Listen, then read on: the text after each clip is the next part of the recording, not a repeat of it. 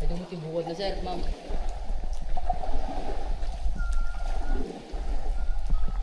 Kuya, sabihin mo nga kung bakit Manakota ang pangalan.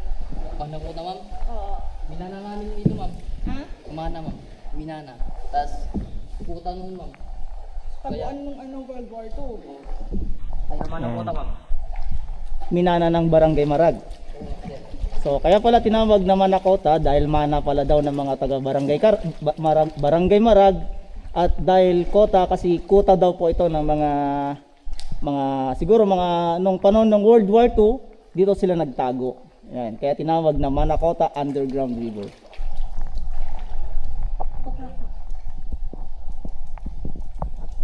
Ito mo di ko pula, nga lovebird. Lovebirds.